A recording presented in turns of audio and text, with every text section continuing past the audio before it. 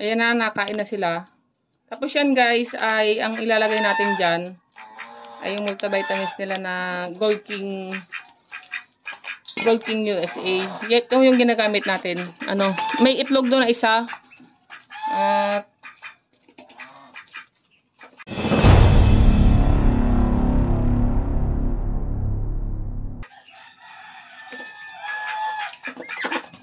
ito guys is ihalo natin itong ano para mabigyan natin sila ng vitamins. Ito yung hinahalo ko dito sa kanilang ginagawa ko sa pagkainan nila. Hinahalo ko to. Kuha tayo ng isang spoon.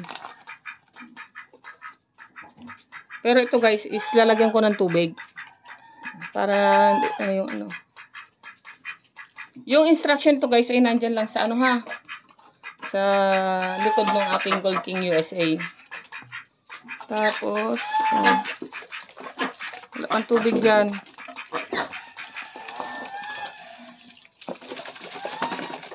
Na-shake ko na lang siya dito guys. Tapos haluan ko na lang dito. Yan. Para sure tayo guys na ano talaga nila. Tapos lagyan natin ng tubig. Nakakain talaga nila yung ano. Napapasok yung vitamin sa kanilang katawan. Ayan. Ito yung gamit natin. Gold King USA. Multivitamin. Ito guys yung ano, pwede to sa baka, sa kambing, sa manok, sa pato o gansa. May pato ako dito, may gansa din ako. Tapos ito yung Peking duck natin, yung ina-apply natin. Nandito naman guys yung kanyang procedure, ano, yung instruction kung paano mo siya gagamitin para sa mga alaga mo. Kung sa kambing naman, pwede naman siya ano, andyan yung mga procedure niya. Ito yung ginagamit ko ngayon guys. Ito ay nakadalawang order na ako. Yun na yung isa na andun. Andun yung isa doon sa yun. May bintana doon. Andun yung isa.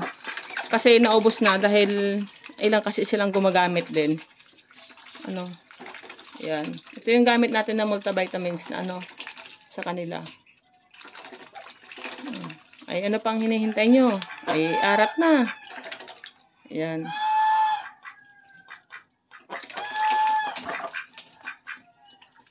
Tapos itong tira guys na nilagay natin yung bote, doon naman natin ito ano sa gansa. Tapos may pato pa tayo. Doon natin ito ilalagay. Yan na guys yung alaga kong Peking duck is tatlo yan. 2 babae tapos isang lalaki. Tapos may 2 gansa tayo, babae lalaki. At may 3 tayong pato na babae. Tapos meron din tayong isang lalaking pato. Sila ngayon is nangingitlog. Ano?